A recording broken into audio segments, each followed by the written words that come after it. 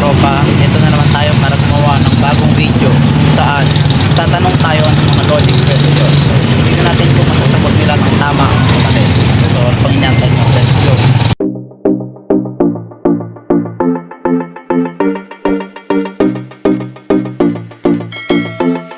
So yun, pare, may tatanong na naman ako sa'yo.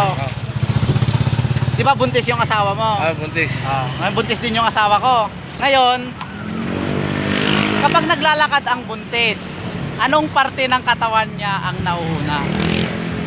Paa. Ay, dyan. Kasi malaki na eh. Ay, hindi buddy. Ganito na lang, para masagot mo to, bibigyan kita ng 100 pag nasagot mo talaga ng Sige. tama. Dali, sandaan nga raw, dali. 100. Sige nga raw, dali. Okay. Ano? Ulitin ko yung tanong ha, Ah. kapag naglalakad ang buntis, anong parte ng katawan niya ang nauuna? Mata. Yung tiyan nga kasi malaki yung tiyan eh. Hindi buddy. Paa. Paa.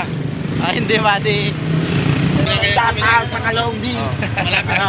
Hindi na natin yan. Sirit na pare. Sige. Para din naman na yung isip mo. Pag naglalakad ang buntis, ang unang parte ng katawan niya ang nauna, nguso. Nguso. Nguso or ilong. Ba't yung nguso ilong? Ay, loko-loko. Kasi aso yung buntis. Hindi ka naman sinabing tao, aso yung buntis. Loko-loko ka. Ay, kala ko tao.